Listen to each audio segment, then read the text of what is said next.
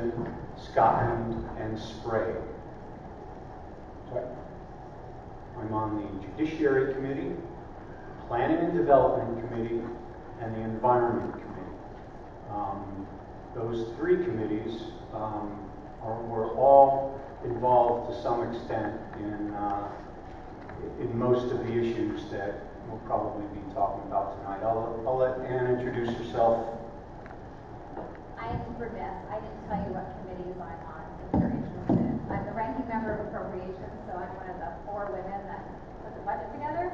I am ranking on Public Health, I sit in Commerce, I sit on Education, I sit on Regs Review, and I think that's it.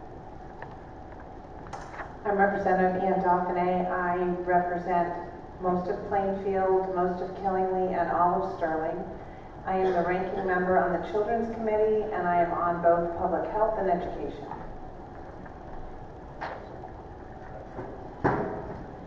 So, obviously the proposed trash plant is a very big issue in Plainfield. That was an issue that the 3 of us literally fought like hell over for the last couple of weeks of the session. There were a lot of bills that had something to do with that plant. The 3 of us together fought, twisted arms, held people hostage, wrangled, deceived, did everything we possibly could in order to make sure that the people of this town get a voice in whether or not that plant is coming here. There are, I would say there are probably 5 or 6 different bills that touched on that activity. We were trying to keep a lot of balls up in the air at the same time. Bouncing different bills between the House and the Senate.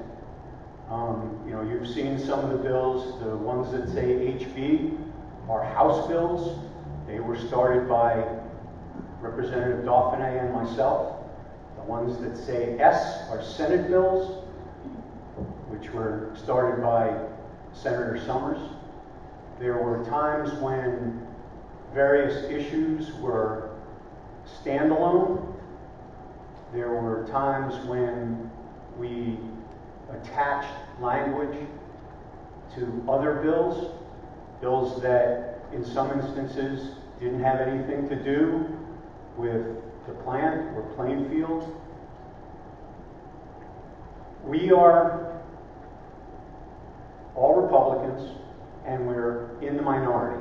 In the House, we have 49 Republicans out of 152 legislators. In the Senate, there are 11 Republicans out of 36 senators. So we have to do things a little bit unconventionally in order to get things passed through both chambers. We've become pretty skilled at doing that, but it ain't always pretty. And it ain't always easy to explain either.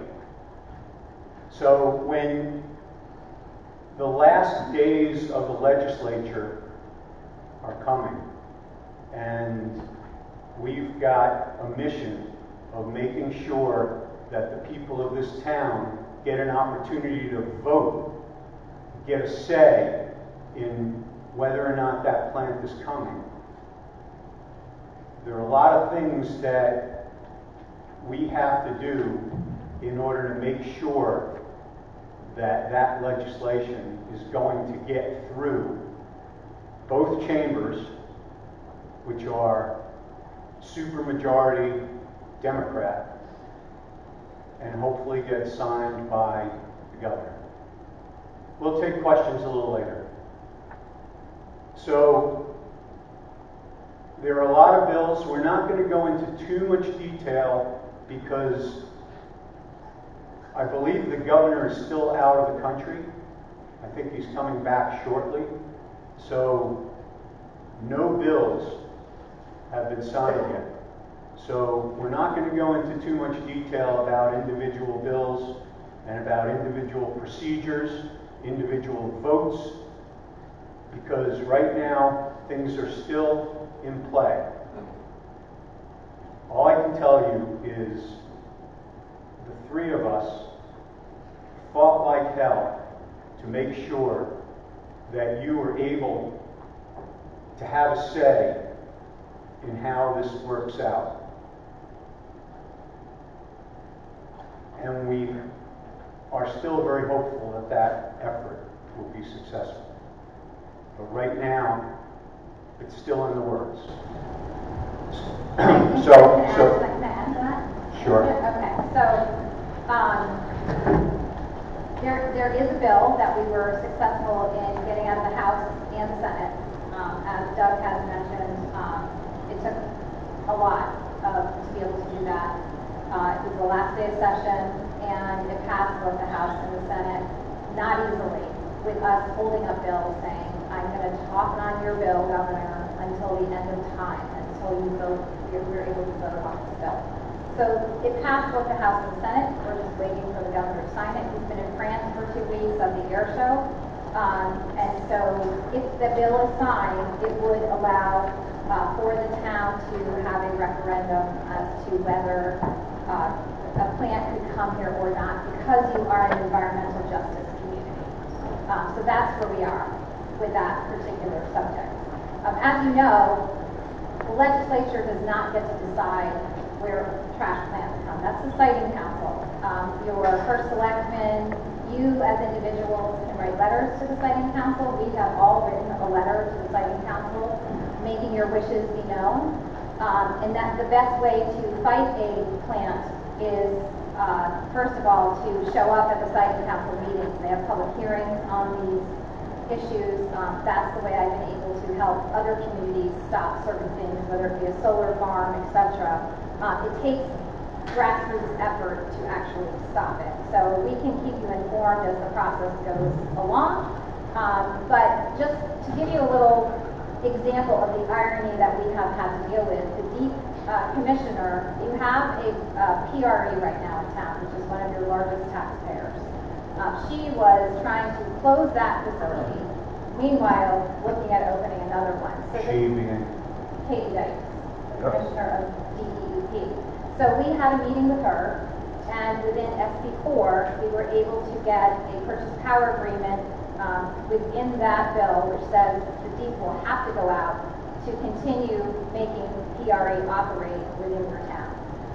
So we thought that there was some kind of irony in the fact that you have a Class 1 biomass facility here, one of your second, I believe it's your second largest taxpayer, that they're looking to phase out and add something else new, where we're saying, why don't we just continue with what we have? We know the emissions are low, we know that what the taxes are. So we did get that. That was a huge accomplishment. We had to meet with everybody and their mother in the governor's office to make sure that was in the energy bill SB4. So that's something else that you can keep your eyes on. So they will be going out for an RFP for 38 megawatts of power, and the only person that can actually bid on that will be PRE. So I wanted you all to know that, because if we didn't fight for that, PRE would be coming offline and potentially and leaving as of 2028. So, and with it, your second largest taxpayer. So that's something that sort of fell under the radar that nobody's talking about. I wanted to make sure you all knew that. I'll just add to that, because I was part of the meetings with Senator Summers and the Commissioner.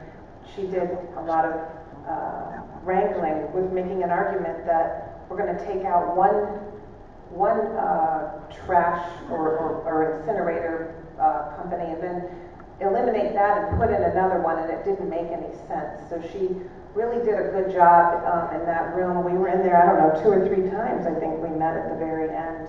And Representative Dubitsky worked really hard on getting amendments, so you won't see any bill specific to the trash plant, but you'll see amendments, which is the way that we operate up there. So I think to Representative Dubitsky's point, there's a lot of artful things that we have to do to get things done up there. I know Senator Summers worked really hard and said that she was going to talk bills until the end of the night if we didn't get the bill called that we're hoping gets signed by the governor. We had a lot of opposition. There were lobbyists who did not want you to have a say in this. The majority party did not want you to have a say in this. So it was extremely difficult to get an amendment on there. There was a lot of opposition in Hartford. Now, maybe not in town, but in Hartford. And unless you're up there and you're part of that process, you don't really necessarily know what's going on. The criteria had to be worked on because we just had a redistricting and the numbers had changed with regard to environmental limits. So that had to be worked on. So there was a lot of artful things done. I just wanted to add that in. But the three of us did work very, very hard. We understand how important it is to you, and because it's important to you, it's important to us as well. And I also want to add, we did have, I had conversations with the chairwoman of Planning and Zoning. She did make calls to all the Democrats in the Senate to try to get them to vote when this bill came up. I did have some help from my Democratic colleague down in Groton. His name is Andre Baumgartner. He did help get support for the bill to get out of the House. So we had a bipartisan coalition once the bill got going, thankfully, to be able to get this, out of the House and then out of the Senate. Unfortunately, a lot of the calls go unanswered and people don't listen, but we were able to negotiate to get it out. So now we're just waiting for it, hopefully, to be signed by the governor. And again, once it's signed as of September 1st, be able to have a referendum. I know you already had one, and the results are public as far as what you had when you had your town budget, I believe. But that's kind of where we stand. I don't know if anybody else has any specific questions. Right, and I do want to mention that Pat Boyd, Representative Pat Boyd, was also involved. He represents the 50th district, which is Mansfield, part of Brooklyn, Eastford, that area. I know he grew up in Plainfield, and he was also helpful in moving some of this. One of the problems was that we were really up against the deed commissioner and the governor's office, who were, and we had two competing fights. We had one to keep PRE, which is the wood chip plant, which is existing, to keep that open, and at the same time fighting to make sure that the people of the town got to decide, or at least have a voice in whether this new plant came, which is, literally you could stand at PRE and look west, and you would have another one right next to it. So it didn't make any sense, but making sense isn't always the point up in Hartford. And that's why we had to fight so hard. And I assure you, all three of us were in the fight up to our necks, and we're still hopeful that we were successful. Yes, ma'am. Hi. I need to know if you Could you please stand and... I need to know if Peterfield, I'm a resident here from Worcester, Connecticut. In regards to Governor Lamont, will he be able to veto that bill? And if so, what are the rumblings up in Hartford? What are the chances of that happening? He can veto the bill. There is no rumblings right now as to what can happen. But there's always another way around that. I'm going to leave it at that. Yes, ma'am. Can we get a microphone? I'm like deaf as a doornail. You got it. You could. That one doesn't work right. Is that working? Right there. Does this work? If you want to come up, I can't hear you, sorry. Or you can just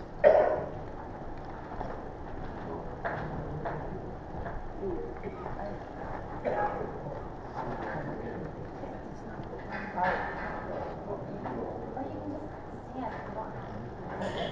This one works, but not no, good. it doesn't. Let's get close, I think. What was it? I think we got this one. Good. I don't know why. Just move the whole thing, Alright, I'll take the that. whole situation closer. How's that? Okay. Share. All right, I have a couple of comments, but also a question.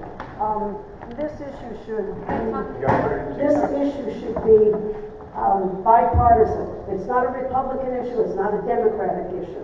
It's a Plainfield issue.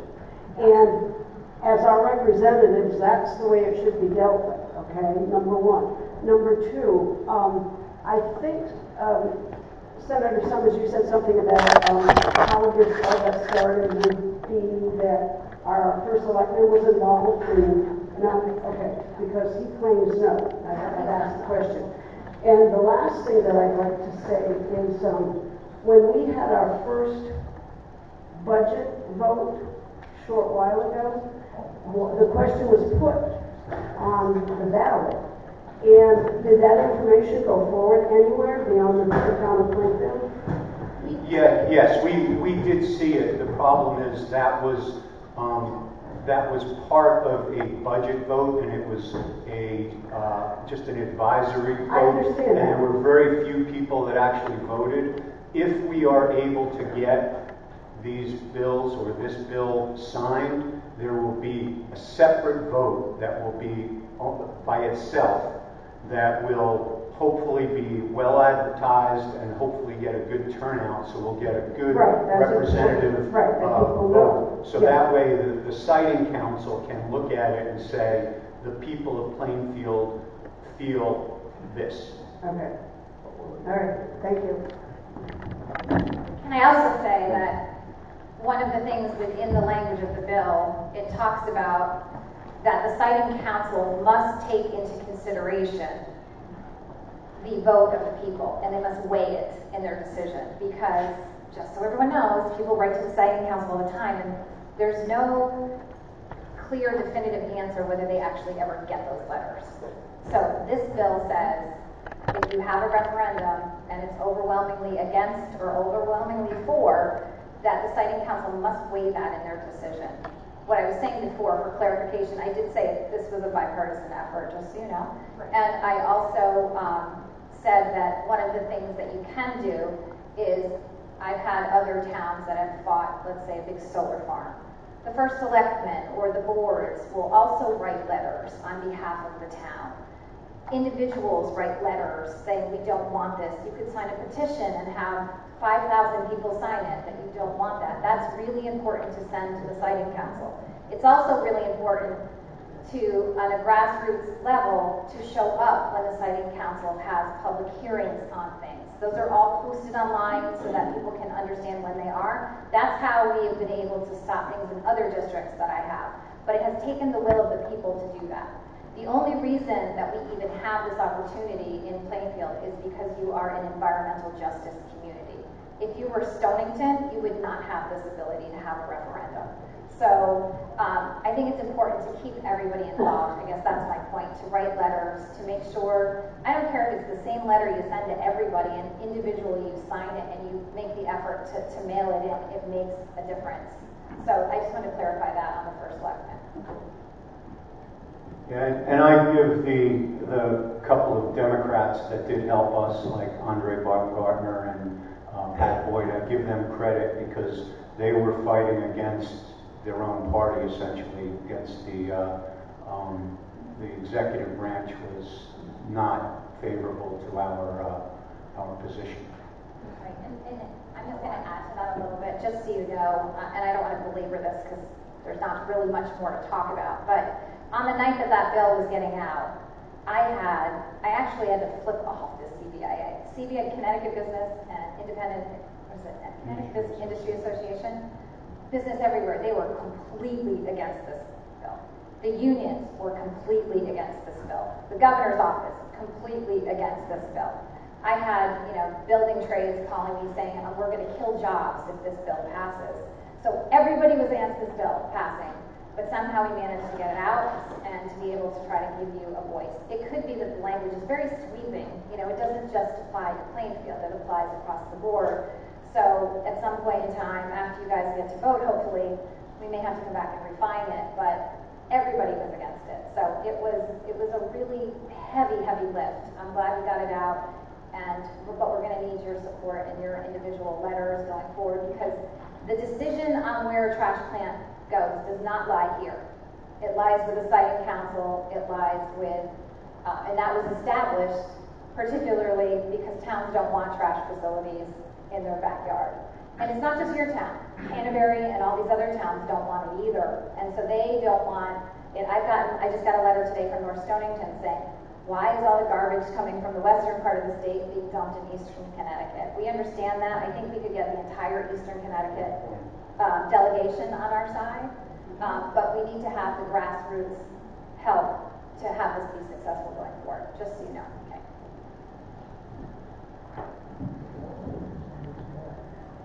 Hi. The lady in the pink, I don't know anybody's name, so you want to go, and then the gentleman right in front of you.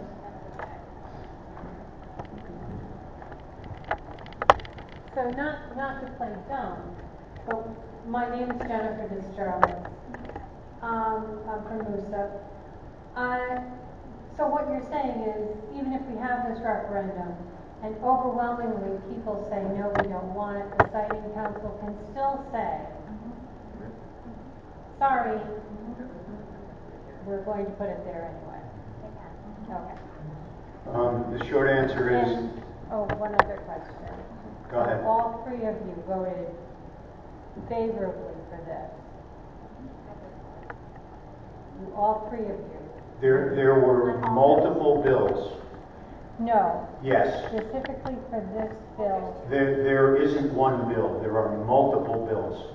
There are at least 4, perhaps 5 different bills, and that are either a separate standalone bill or an amendment. There was a lot of different balls in the air going on. So, you know, how any of us voted on any given individual piece is completely irrelevant, because we were all working together to try to get this thing through. Now, and the short answer is yes. Even if every single person in Plainfield votes that they don't want this thing, the siting council is required by law to consider that, but it is not dispositive. The siting council can still jam it through. That's why it's important for you to get in touch with the siting council, show up at their meeting. There will be public hearings, at least one. There may be more than one. It's important to keep this fight up. If you don't want this thing here, you got to make sure everybody knows it. Because, you know, we've got the bill through that requires them to listen to you, but there is nothing we can do to make it so it is dispositive, and your vote will decide. Your vote will have an influence. It is one of the factors that the siting council will be required by law to consider. Just like your votes counted when we needed them to push this thing through. Right? When I asked you if you all voted favorably for this, and you said, now we can't get into that. No, I said the votes on any given bill is irrelevant, because it was there are times when I will vote against my own bill to make sure that it passes. We are in the extreme minority, and sometimes it takes a little sleight of hand to make sure that a bill gets through.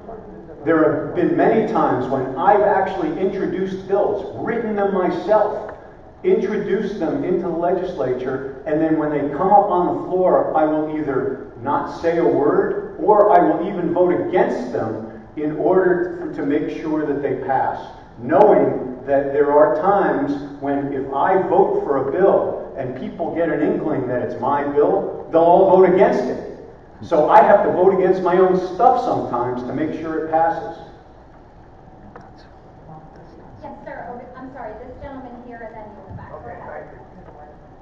Has there been an application for this through the siting council yet?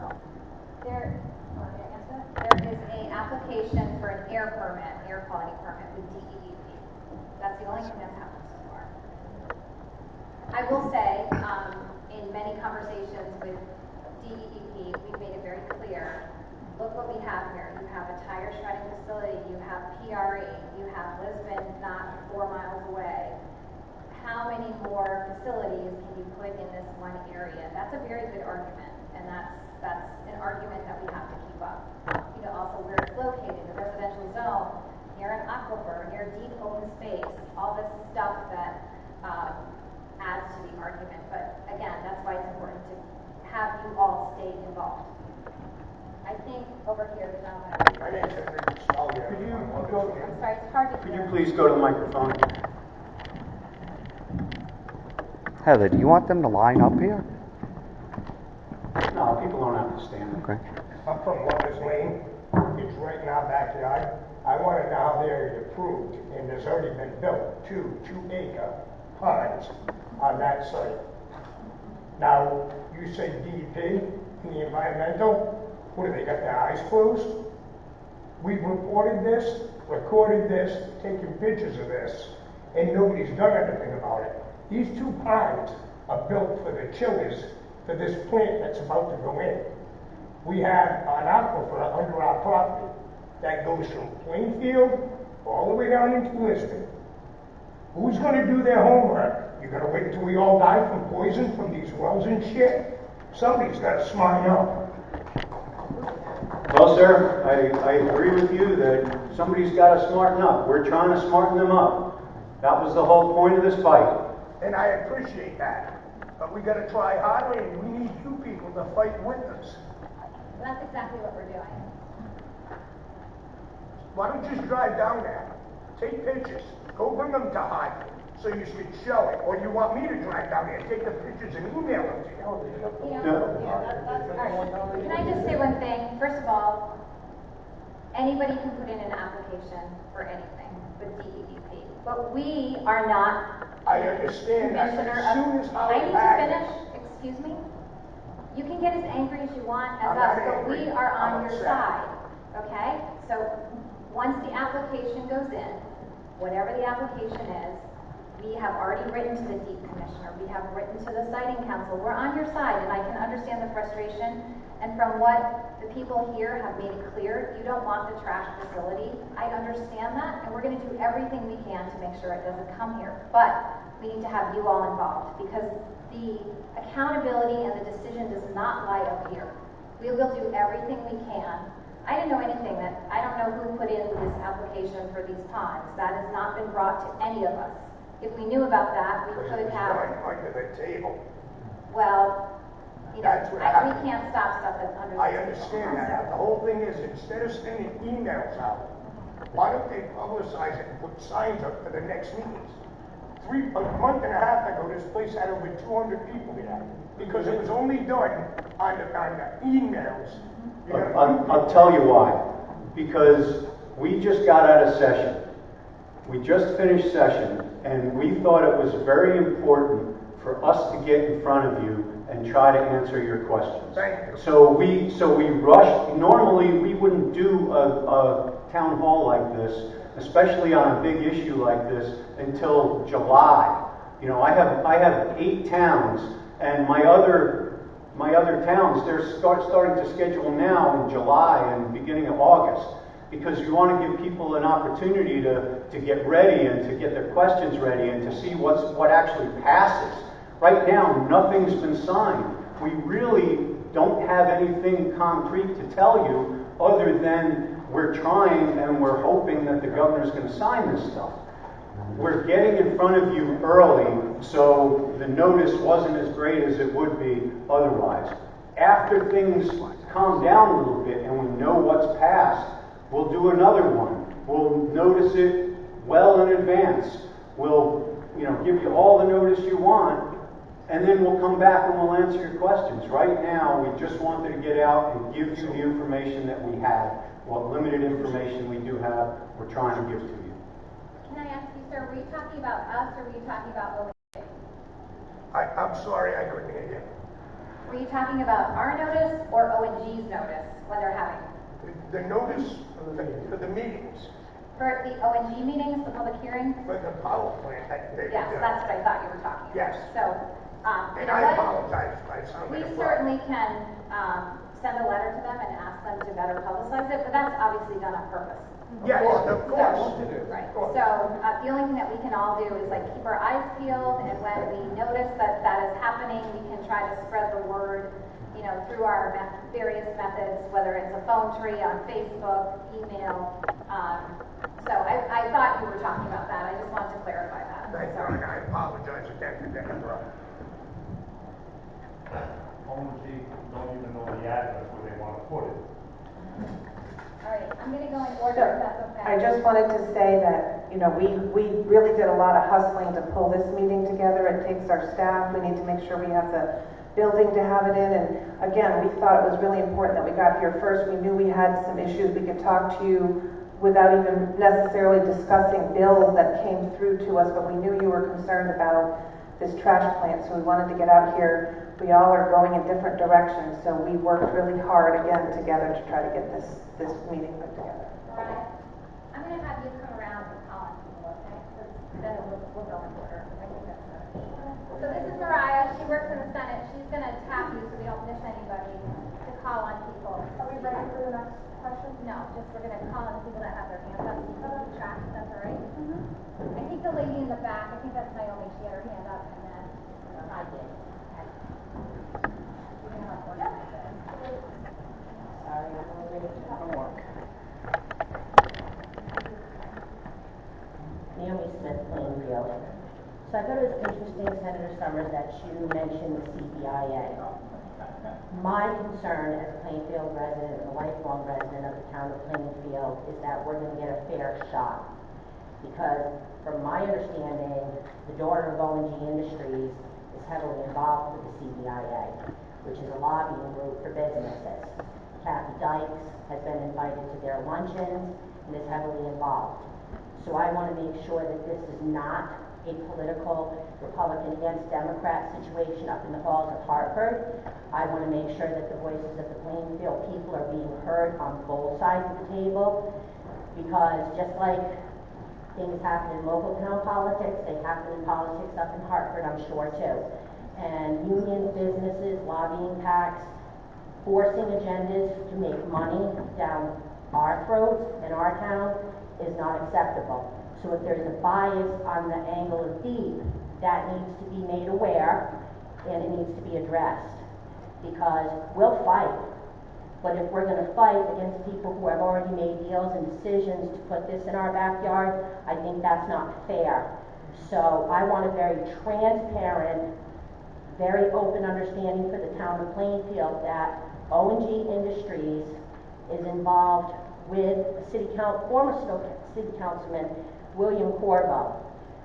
He was involved with a gentleman by the name of Phil Armetta, going back to clean energy in Middletown, Connecticut. And they were doing gasification lines. There was an explosion. It killed people. The shakes were felt 30 miles in all directions. Richard Blumenthal was involved. Joe Courtney was involved. It was a big mess. We don't need anything like that here in Plainfield. We don't have the fire department. We don't have the emergency access. It would be catastrophic to our forestry, to our aquifers, to the people in the homes around there. Phil Armetta was actually arrested for federal crimes in the garbage business, which is why his name was removed off of the clean energy plant. He bought land all up the eastern shoreline. Lisbon Incinerator land was bought by Mr. Armetta. So I am not comfortable with the players involved in this. I think the state of Connecticut should be vetting O&G. They should be vetting the people that are involved in these incinerators and these garbage industries. It's dirty deals for the people on the eastern side of Connecticut. When comments in publications were made that they were buying land off of farmers, it was degrading, it was insinuating our land was cheap, and now they're making thousands upon thousands of millions of dollars, and they're going to contaminate our waters, affect our children. and just destroy our land. It's gonna depreciate the values of the homes. This is not acceptable. So the state of Connecticut should be vetting who they're doing business with for pilot programs and who their investors were going even way back. There were towns in Middletown before clean energy was even put in, where they were actually, the attorneys for the industry were actually the same attorneys that the towns were using to pay for the water pipelines so they could get clean energy in. It was very corrupt. So some of us in Plainfield are very educated, we've done our research, we vet these things, and we have a right to be saying, we don't want these characters in our town. Former Selectman Paul Sweet has been in some local meetings talking about we don't want to be in the garbage industry. Well, we don't want to be involved with this incinerator plant. So you need to let Hartford know, the people of Plainfield are going to know everybody and everything that's going to be involved with this. Because I will keep vetting and I will keep researching and I will let my neighbors know. So we need your help. Thank you. Thank you, Naomi, and I can assure you that all three of us are working really, really hard, doing everything that we can, and I told you we had a lot of resistance. Initially, we did get a couple of people to help us out, but the very people that you named were the lobbyists that were giving us a lot of resistance in getting this amendment out there. One of our former governors was just pardoned by President Trump, and he had affiliations going back with Mr. Phil Arboretta and ONG people, and he had affiliations with the garbage industries. I mean, you take a look, going down to the southern end of the state, back in the 80s and the 90s, what they were doing in the garbage industry, and the people that were involved in it, there were federal investigations, there were federal arrests made. Mr. Arboretta went to jail for federal crimes, and then he starts Sandy Kopar, he funds money into him. Sandy Kopar does business with a man named John Gavin, who bought our Brunswick Mill. And that was a big mess for our town. Does it sound familiar, everybody? And I give you all the credit in the world for doing your homework and doing your research. And I would suggest to you that you should compile that and bring it to the siting council. Absolutely. Because the siting council is the entity that would consider those types of conflicts. As to us, we're here to try to pass legislation that gives you the opportunity to voice your opinions, to go before the siting council, to have a vote, and have the siting council consider it. All those issues that you just brought up are things that you should organize, put in writing, write a little report, and that's something that you would submit to the siting council. Because I did find it interesting, Representative Dubitsky, that when they were here for the public hearing, they were asked how many on the board had incinerators in their town. And only one gentleman answered, and he said, well, we don't have the gasification. They want to run gas pipelines up through that land. What happens if they explode? Right, but just remember what that meeting was about. The ONG is required by statute, like in the statutes, for the requirements for their permit are listed. One of the things that they are required to do, a box that they need to check in order to get in front of the siting council, is that they need to have a public hearing. They did. They had a public hearing, they filmed it, they can prove they had a public hearing, and to some extent the siting council is supposed to listen and take into consideration what was said at the public hearing, but the siting council will have its own public hearing. That's where they really listen to you. Right, that's where you need to show up, and that's where you need to bring your research and present it to them and show if you believe that there's conflicts, specific conflicts that make this particular company ineligible or whatever it is, that's the forum where you need to present that. But the public hearing we just had, or they just had, we watched it, and we saw what people were saying, but we did not participate in that. That had nothing to do with us. That was that was a checkoff box that O&G had as part of their permit application. So the fact that they weren't really listening to you, you should not be surprised. Okay, I think over here, the lady, I think she's, oh, okay. All right, you go, and then you have, See, I'm waiting. I don't know anybody's name, and I feel bad. Sam, and then the lady behind her, and then the lady in the front. Go ahead, sorry. Good evening. Henry Bennett, Worcester, Connecticut. The real issue here is how many people make up the siting council? Who are they? I think there's 12, I know. 9. 13? I don't know exactly. 9. 9? I thought there were more than that. Well, the question is, no matter what happens, it's those 9 people who decide. I talked to Kevin Cunningham many times, many times on this, and he was right about the number one thing is the Board of Selectmen had to come out against this, write their letter, and they did. And we appreciate what you people have done. You also have stated your feelings about the garbage facility. But it's more important, who appoints the siting council? Who are these people? The governor. Okay, the governor appoints. Yeah, it's all public information. Yeah, I know it's public information. Is it, and I asked for that, nobody ever got back to me, but where are they? Pardon? It's right on the website. All right. You should be able to get that. Where are they from? Where do they live? Are they from western part of Connecticut? And that's very important. That's very important. Do they know this community? And and when would that meeting be? Approximately when would that meeting be? It has not been scheduled yet. Currently, there is no actual application yet. So O&G is just going through the statute and checking the boxes of prerequisites before they submit an application. Because when they submit the application says, did you have a public hearing? Yes, what date? Submit proof. It has all the prerequisites on it. So there's no application, there's nothing before the siting council yet. But it's important for us to know that there are 9 people who are going to make the decision.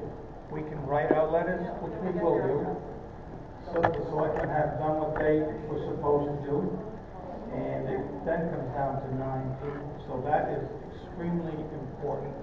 And he did say in my initial meeting with him that letter writing from the people is very important. Absolutely. And we should mobilize and do that. And attendance at the public hearing. That's critical. But it's not up to the governor, it's not up to the legislature, it's up to 9 people. Thank you. Yeah, unfortunately, that's our system where this body was created in order to put things in places that people don't want it.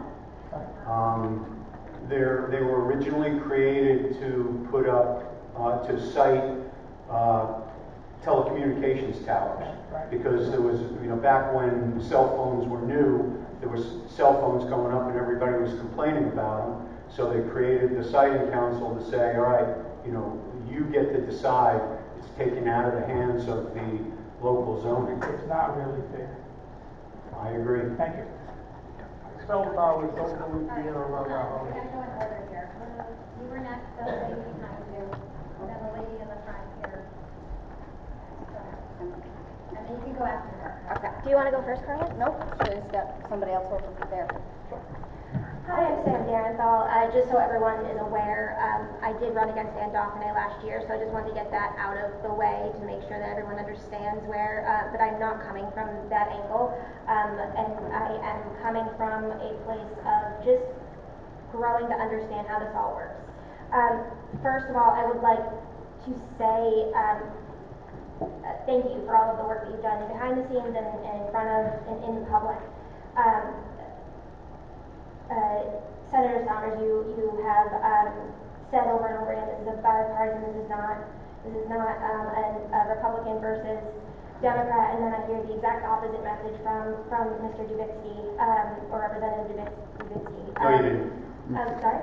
No, you didn't hear the exact opposite from me. I absolutely was. I gave credit to Representative Boyd. Your majority party didn't want you to have a voice, is what you said. So I think that this. I didn't say that. I wrote it down as you said it, so, and there's a recording, so I'm sure we could play back the tape later. I want to say that making people afraid or putting parties against parties is not going to work. I'm a person who likes to speak in data, and so you say, Mr. Dubitsky, that this isn't just one bill, or this is amendments and things like that, and I absolutely agree, and I absolutely agree that the one that, but then you told Jennifer DeSharlis, who happens to be my mom, is that we got a bill passed that's going to do this, or we got a bill passed and like he might veto it or what have you, but then you kept saying, yeah, we pushed through a bill, well, there's another bill pushed through. So on June 2nd, there was a bill pushed through that was just for this, and there was a lot of opposition. I did read the public comments on that, mainly because it was interesting. But that would have done similar things, and two of you did vote yes for that. The next one is, I believe, the bill that you're talking about, since we're not talking about specific bills, 6-4 that you have stated that especially Senator Sommers pushed through, or it was a bipartisan effort, but the majority party didn't want us to have a voice. But that got passed, and all three of you did vote yes. I do want to mention that much like yourselves, when people go to vote, no matter what party you are weighing what is good for your town, what is good for your party, and what is good for the state. And for those who don't understand why a lot of Democrats voted against this, much like the pieces of this is that it would take away jobs. So they are thinking about their towns, and I get the balance. It's hard. The balance that you all do every day in the decisions that you make, whether you're going to vote for or against something, are really hard. So I do want to say that the us versus them doesn't work at a local level. It doesn't work at a state level. And to be clear, as you were saying, we need to jump through hoops or do things a little differently because we are a minority party. I just have some data here for all three of you, but so this session, Senator Sommers, you co-sponsored or introduced 183 bills.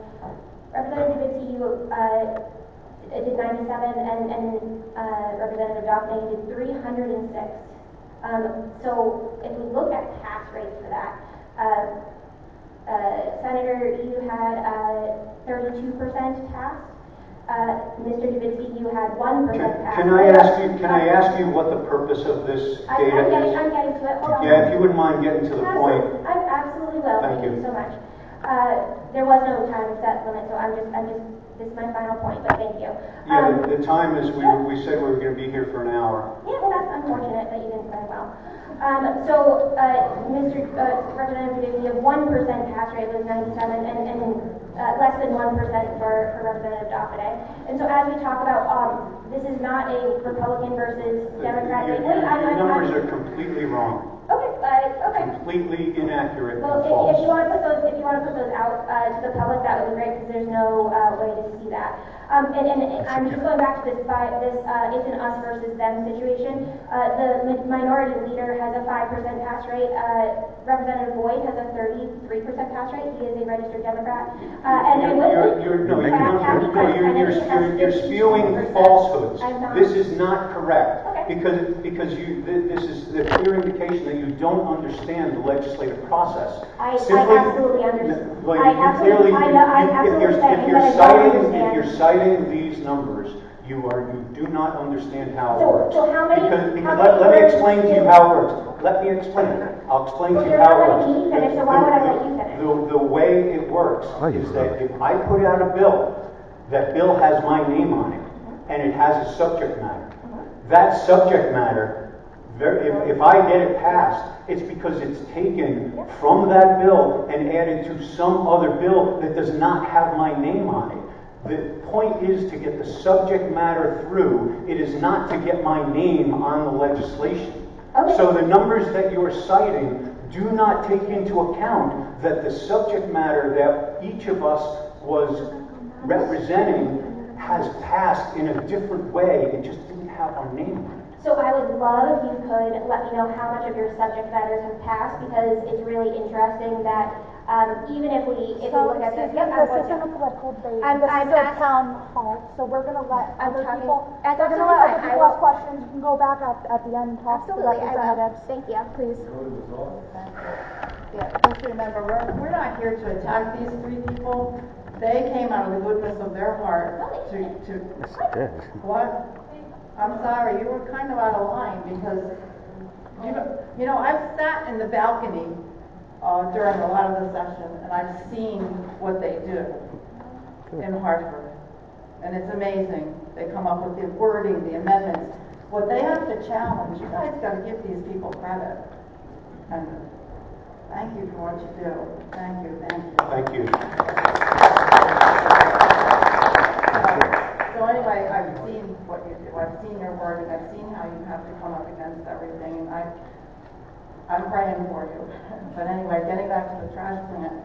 Did you guys, is there a petition? Can everybody here tonight put their name on a list somewhere, their names, their contact information? Is there a petition going out for this? So that when we go to the site? There are also steps that we can take, but you didn't let me finish, so.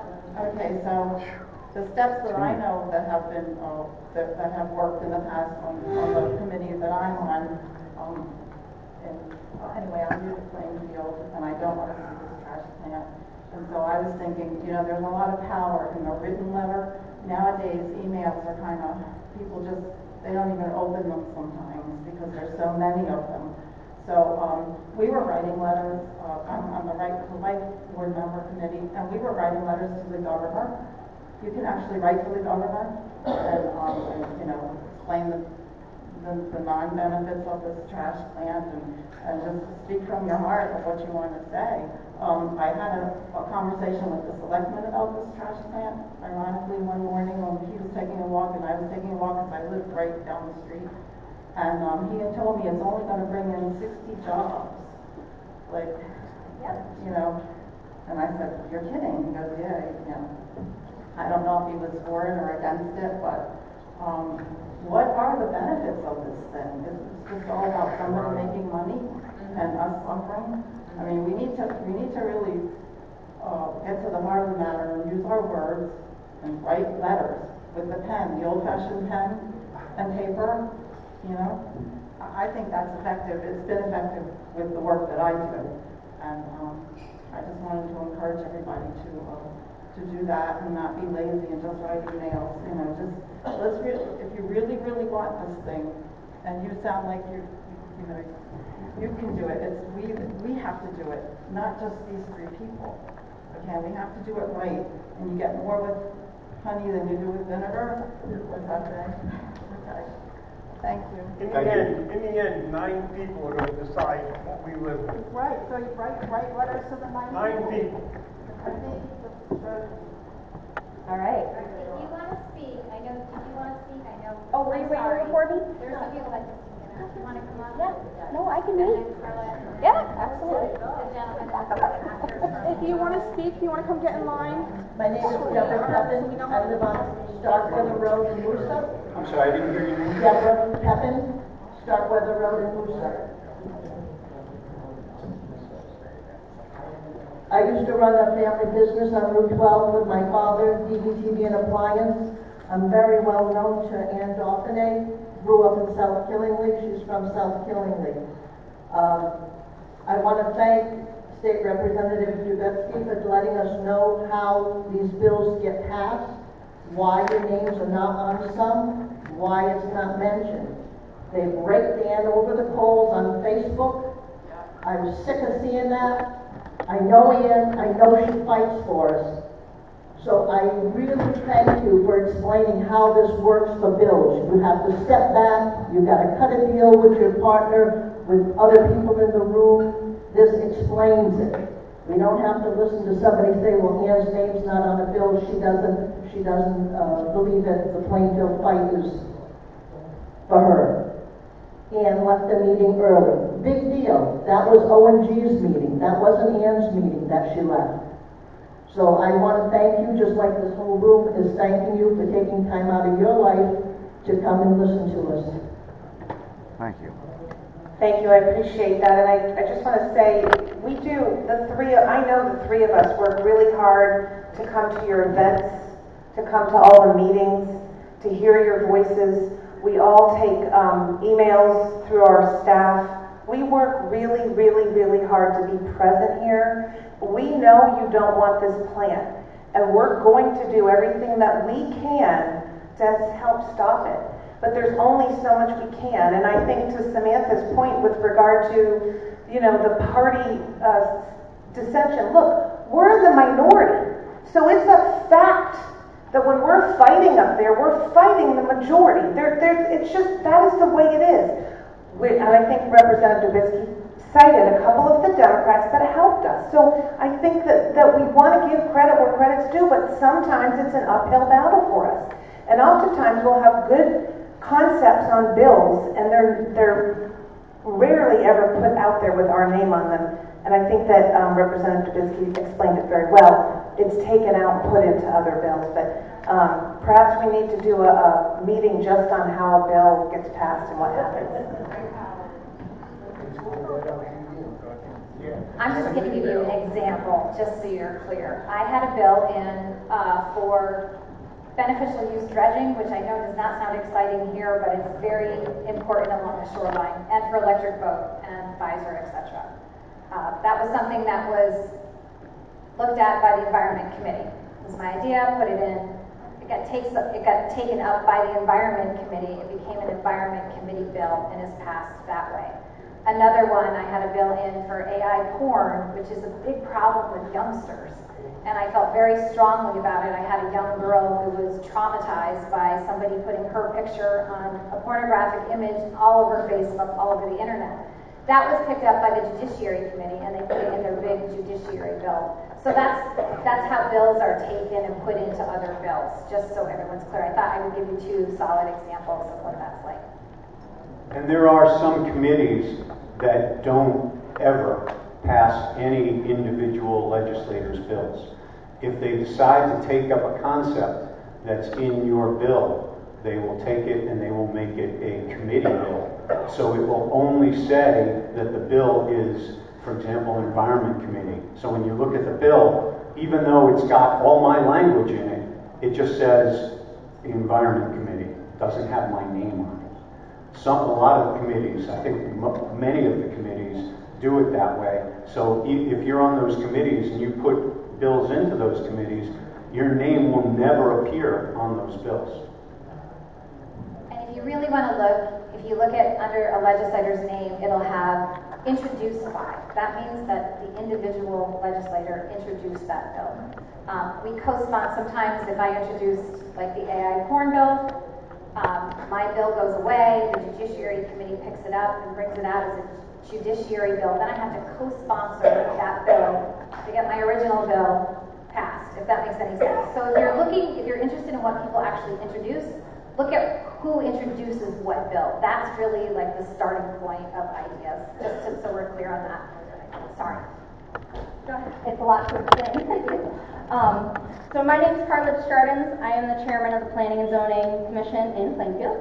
I am also the chairman of the Democratic Town Committee in Plainfield, and I can say I've had more conversations with Senator Summers than any legislator ever in my lifetime here. I do appreciate all the work that you put forward, and I apologize I was late to the meeting, so if I cover something that was already covered, please accept my apologies. I was running from another meeting. So what I'm looking for the next legislative session, right? I appreciate the background, Representative Dubitsky, that the siting council was created, right, because locals don't want some of these projects in their area. And I think essentially what happened is we went too far the other way, right? So how do we bring that back into balance? Now, being on the Planning and Zoning Commission for 20 years, that's my area, right? And at previous meetings, I spoke about how my biggest issue with this project is that they're plunking a pretty intense industrial use in the middle of a residential zone. So what I'd like to see legislation moving forward is finding a way to insert a little bit of local control. And if that means that we can propose legislation that says that the siting council cannot put industrial uses in residential zones. So then that way the company would have to come to the town first and get that area rezoned industrial before they can propose an industrial use. So that way it still creates a process where local has some control, but if it's zoned industrial, then the siting council can put it there because it's zoned for purpose. So that's one of the things that I would like to see.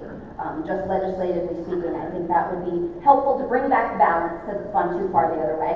If you wouldn't mind, I'll address that.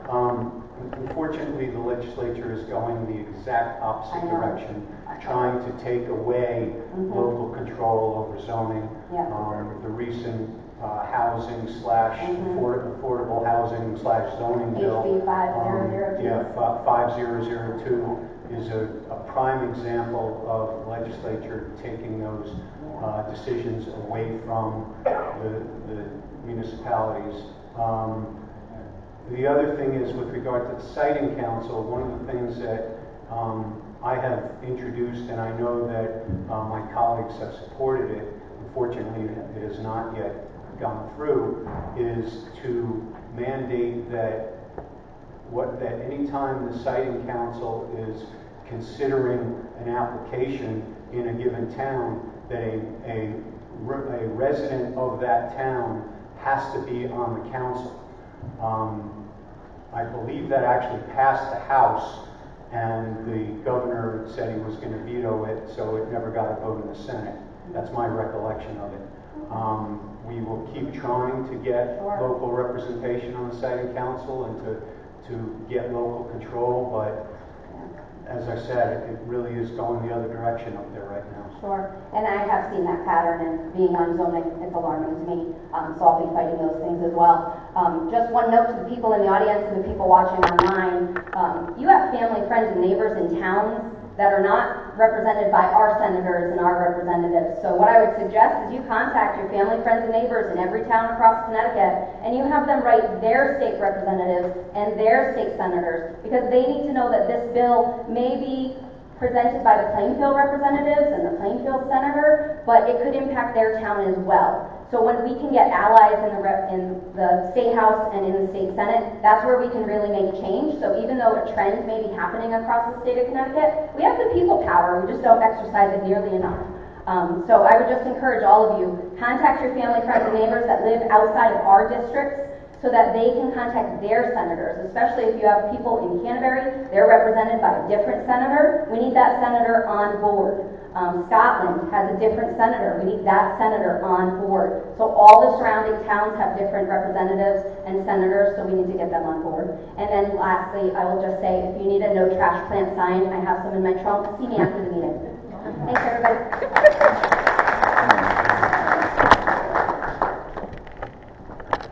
My name is Heather Brisson, Common Floor, Central Village. So I wanted to ask you guys about the House Bill 7007.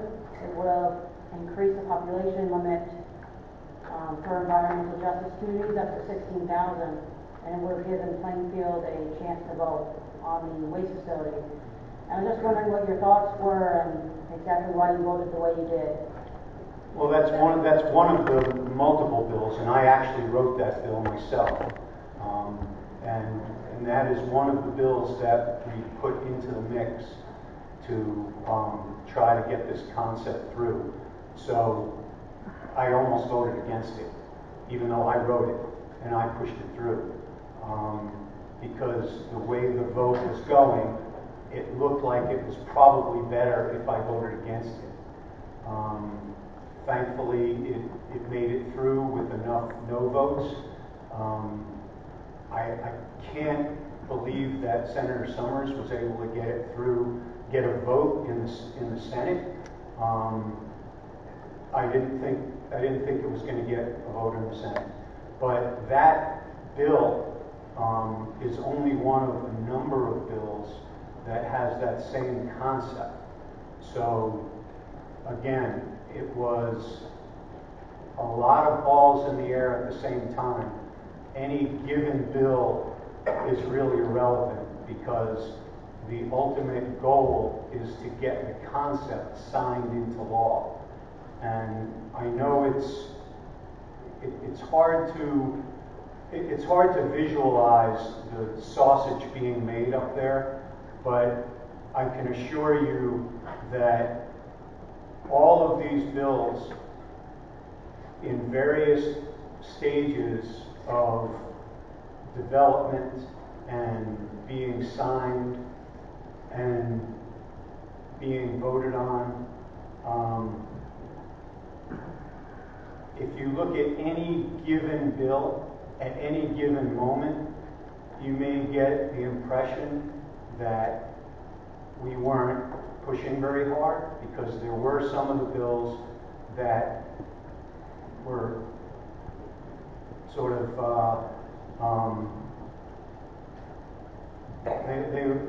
we threw them up just because we knew they were going to fail, and in some instances we made them fail just because we wanted to make sure that the concept, the ability of the town to vote on whether or not they wanted this plant, we wanted to make sure that somehow that concept got through. Does that answer your question? Not really. Just looking to see why did you not like it in the end? Like, what made you want to vote it down?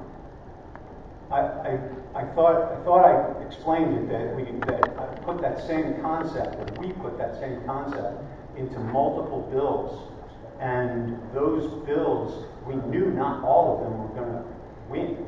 We knew not all of them were going to even get a vote.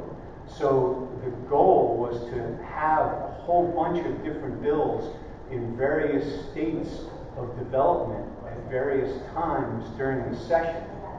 And some of them were going to go down, some of them weren't going to go down. If we all voted for every single one of them, and if we tried to push every single one of them through, none of them were going to get through. So the goal was to get the concept through on some bill. All right, thank you.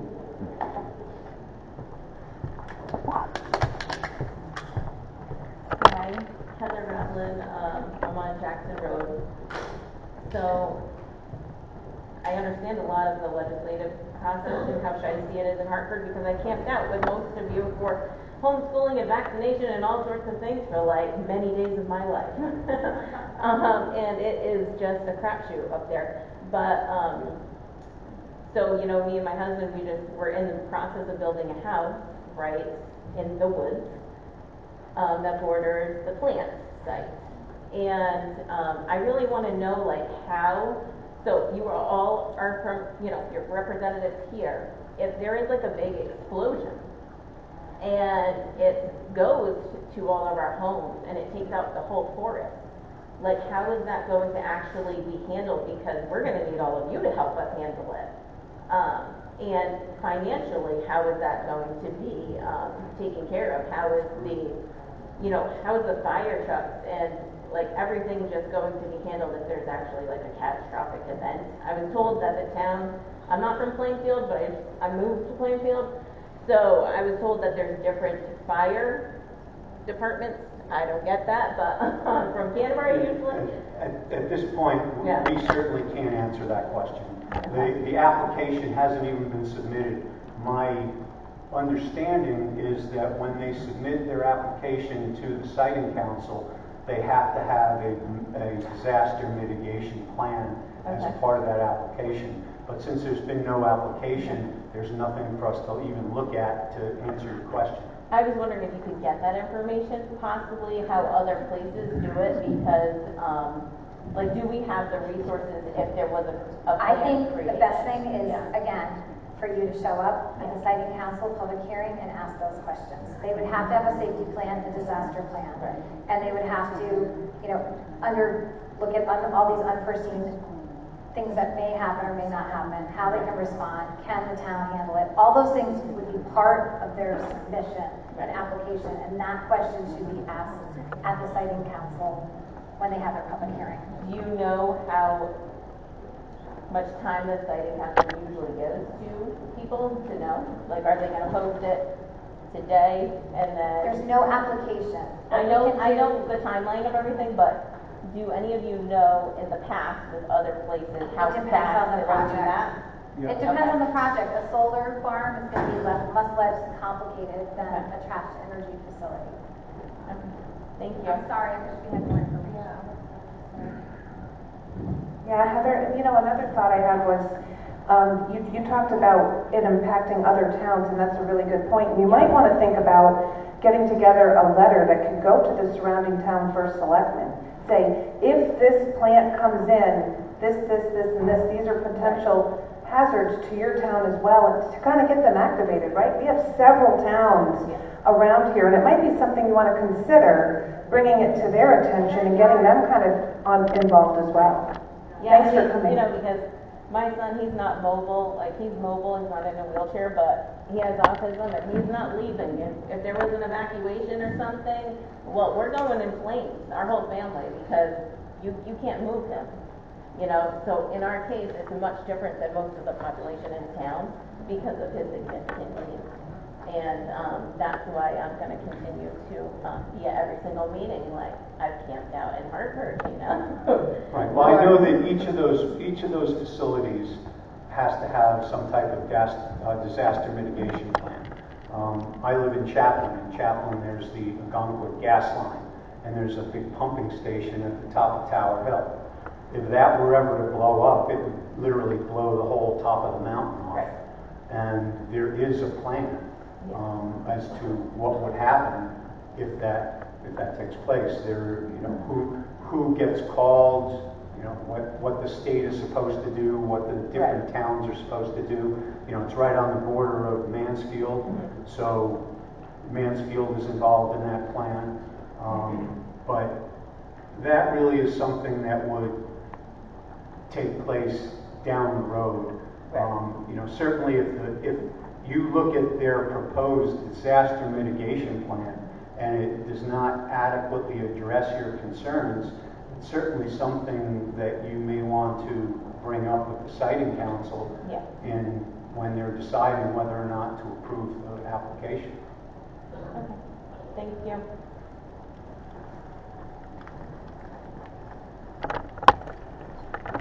Good evening. My name is Jim Carrigan. Some of you might know me as Jim and Elizabeth. No, not many lead fans here. I have a question for you, but I want to speak about, I want to compliment these people. Everything they've been talking about tonight pretty much is Plan B. Their Plan A is to stop that bill from going forward. If they do that, you don't have to go through all that work. But they're preparing for the worst, and I thank you for doing that. Now, I want to comment. If you want to be notified, I would suggest that, and I don't have any vested interest in this, but 94.9 FM is WJJF down in Ledger. These three people have been guests on that radio show. If you listen as a regular listener, you're going to hear them talk about a lot of other matters and stuff. I'm here because Lee sent me. Indirectly, he said I live only a hop, skip, and a jump. Well, I think maybe it's a hop and a skip. I don't think I'm quite a jump away. I live in Lisbon, right on the line. We went through the same thing a few years ago about that plant down in Lisbon. And deceit was all over the place. You learn the hard way, unfortunately. I was on one end of Lisbon, the northern end of Lisbon, and they were talking about putting that plant in on the very southern edge of Lisbon. So I'm thinking, well, how much air is going to come up here? I guess maybe I'm immune to something. I didn't know they were going to put in a 3/4 mile driveway up towards my direction. So they're deceptive, we know that. Listen to these people. They're telling you how it can be done, and they're working hard to get it done. My question, does CCOG have a stand on this issue? I'm sorry, who? CCOG? Or NECOG. I don't think The COG has not weighed in. I will tell you, I have had conversations with a select person from Canterbury, and he said that they have no trash facility signs popping up over in Canterbury. So I do think it's a good idea to reach out to, you know, the selectmen in the surrounding areas to ask them to also submit information against having them come here. That can't hurt. Also, anybody in Canterbury and the surrounding towns can also send letters in saying, we're not for this, we don't want it.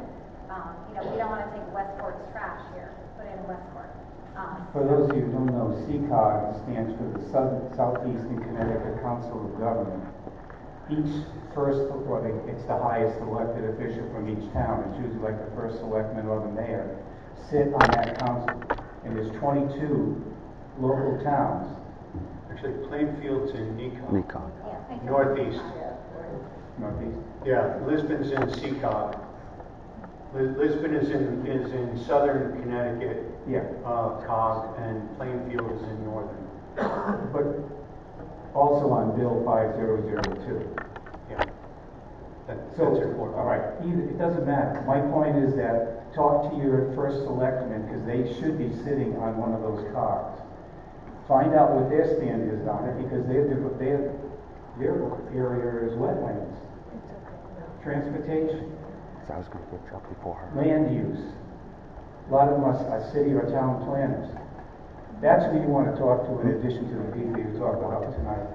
Find out what their standard is on a particular issue. I'm sorry. Thank you again. I think there's a lady that would like to thank you as well. She's going to come to the microphone. Thank you. Thank you. One more thing, if you forgot that I told you it was 95.5, no, 95.9. 95.9. 94. 94.9. And the way that I remember is that I think of Route 95, it's 1/10 less than that. Okay, and it works for me. I'm Ellen Majali, and I'm from Warwick. I just want to thank you people. I know that you work very hard for us, and you take the time to do it, you take the time to listen to us, and it's, Mr. Bennett asked the question that I was going to ask was, who is the siting committee, because they seem like unelected people get an awful lot of power to do the things that people don't want. And that was my but I really appreciate what you do, and I would never be in politics. Now, I believe the members of the siting council, they're nominated by the governor, and then they go through the executive nomination procedure, meaning that they appear before the executive nominations committee, and who moves their nomination forward, votes on them, and then the nomination goes to the full House and the full Senate. Just like other nominations, just like judicial nominations, but the judicial nominations go through a different committee. They go through both the Judicial Selection Committee and then the Judiciary Committee before coming to the House and the Senate.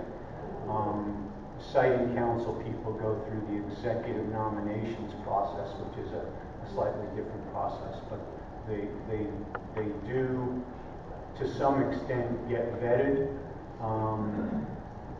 Whether it's sufficient, I can't tell you, but there is a process. So does anyone have any questions that are not related to the trash facility, so that we don't miss you? There is a book that we printed that has some of the major acts that have passed, if you're interested. Go ahead. I want to make sure everyone gets, this isn't just a trash meeting. Hi, Heather. June Gaggy, Central Village. I do have a question about the windmills. Offshore? Wind farm? Yeah, on Long Island. Are they still sitting on the dock in London? Or did they?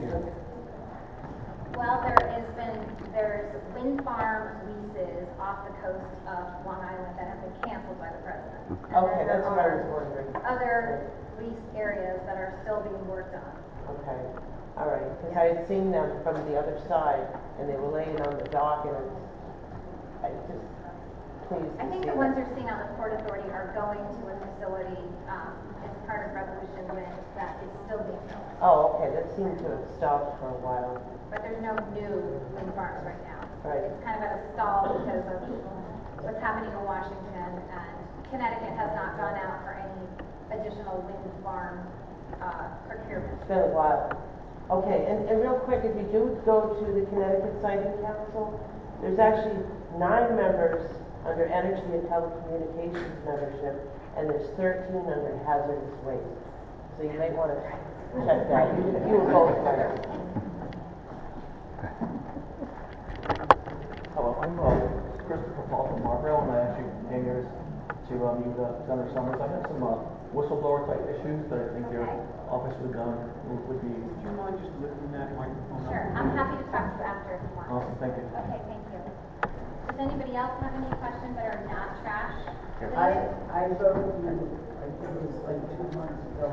I'm sorry, I can't hear you. Could you come up to the microphone? Are you able to? I'll ask mine too. Street takeovers. This bill. Okay, this is to the bikers and stuff that take over. Okay. So it's okay to put an ordinance, but is there going to be any help for the police officers? Is there going to be any grants to help them catch these people? No. Okay, so it's just an overall ordinance, right? It allows you to be able to do that. Okay. And then the other question was on the veterans exemptions. Yeah. Before it was just for the dwelling itself. Is this saying that it's going to be the dwelling and 2 acres, up to 2 acres? Yes. Okay. Thank you. But it's passive, so the town can decide if you want to offer it or not. Okay. It's not a shall, it's a may. So you can decide amongst your body if you want to offer that exemption or not. Okay. I was just asking people, when it started, it was just the dwelling. When it started, it was supposed to be the house and the land, but the language said dwelling, so the assessors interpreted that as just the house. Okay. So now it's the 2 acres, up to 2 acres. Beautiful.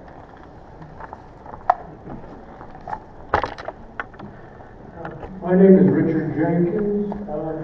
My town is Canterbury, Connecticut.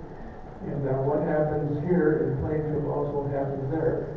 I have no political affiliation. I'm an independent, so I have my own platform. So this is, to me, this is important what happens here. And what we need is better communication. I know you say we'll just send an email. I don't have a computer, I don't have a smartphone. There's a lot of us out there that are like me.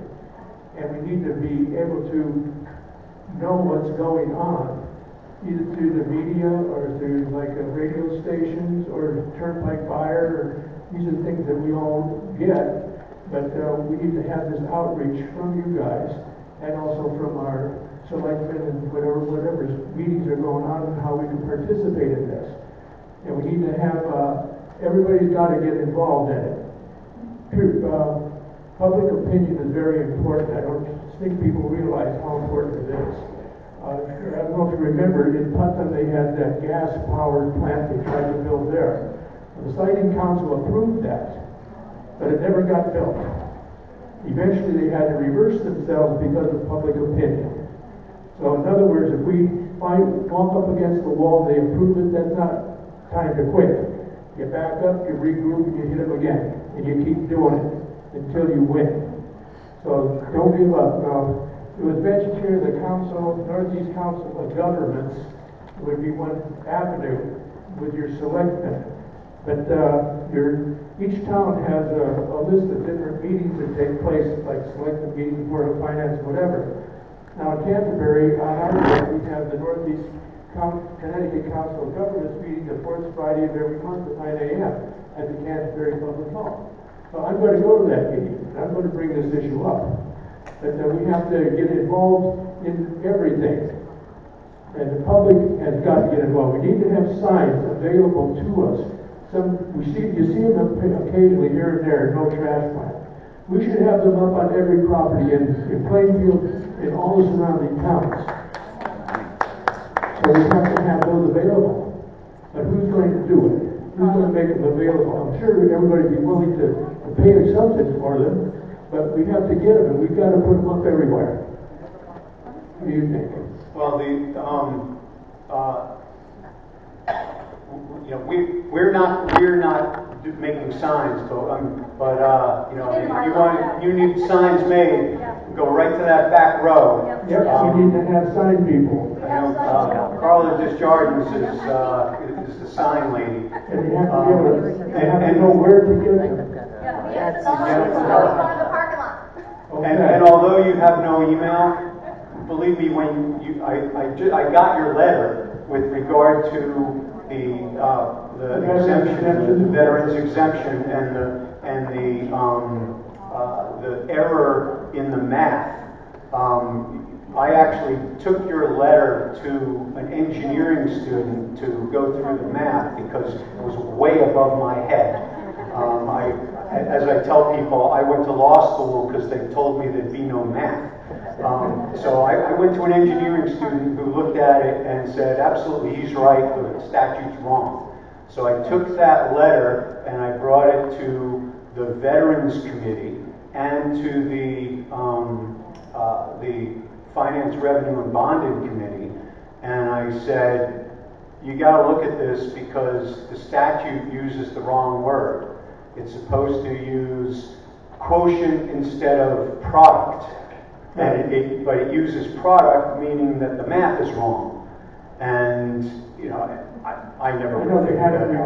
But If we're running off the quotient rather than the product. I am told that was in the works on the last day, and I'm still trying to find out if a bill got through. Just so everybody knows, the last couple of days of session are literally, there's just feathers flying everywhere. There are bills flying, there are things going, there's amendments happening. It literally takes a couple of weeks, not only for us to figure out what passed, but for the staff who do this for a living to figure out what passed, and for the governor's office to figure out what passed and what the governor's going to sign or not. So I think a bill with your language, your proposed change, got into finance, revenue, and bonding, but I don't know yet. I'll find out. Thank you. Thank you very much.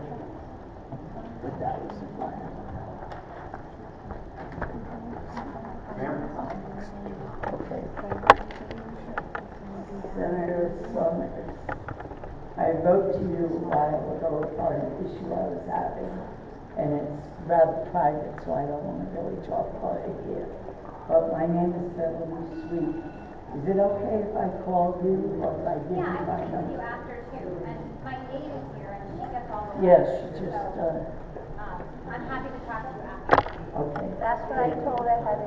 I don't think. Yeah, and in the back, we have these little, they all have our phone number and our email on them.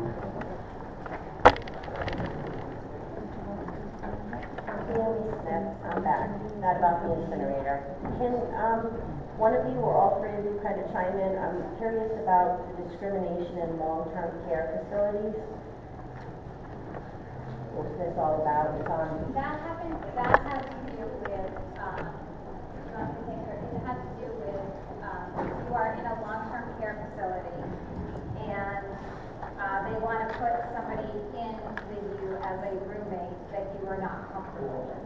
That's what the bill basically is talking about. There have been some circumstances where you have, let's say, an elderly woman in a room who is asked to share a room with somebody who she's not comfortable with. So that's what the bill was focused on. I think that came out of your committee. Do you want to speak to it? Well, I'm not an agent, but I remember the bill.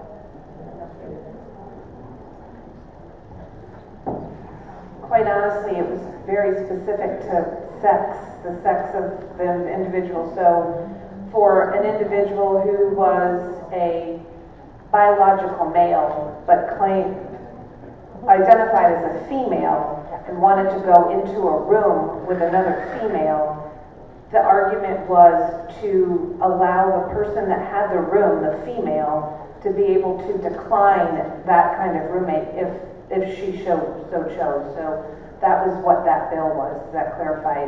Was that how you understood it too, Heather? Yeah. There also has to be a posting now at the long-term care facility that says you don't discriminate on race, color, religious, sex, gender, identity, expression.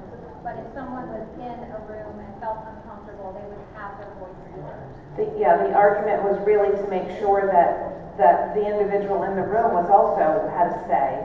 And initially the bill came out and the person was not going to be able to oppose that a particular individual. So that was kind of what the debate was about. So now what happens with the bill? How did it? The person in the room does get to say if they don't want that person in the room, and they'll have to accommodate them in another room. And that was really what that bill was about. Just because of working in a facility, it was always my understanding that it is supposed to, non-discrimination, discrimination practices are supposed to be posted, and that's normally something the president's office usually would. So I was like, what is this? Yeah, that's what it was about. Okay, thank you.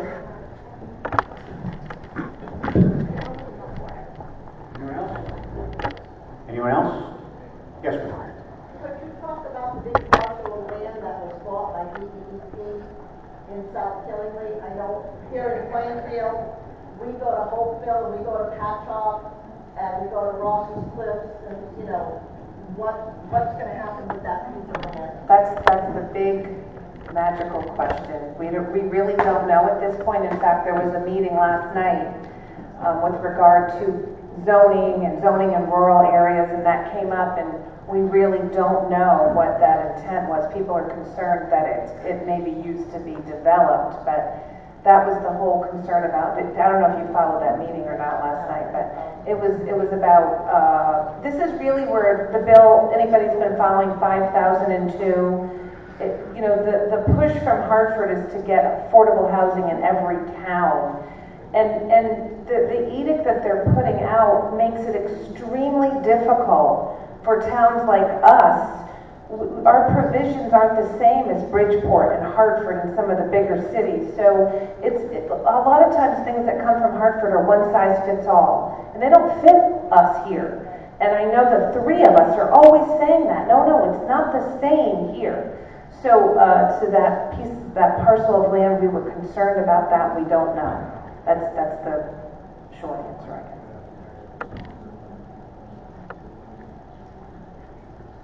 Anyone else? Well, thank you very much. Thank you.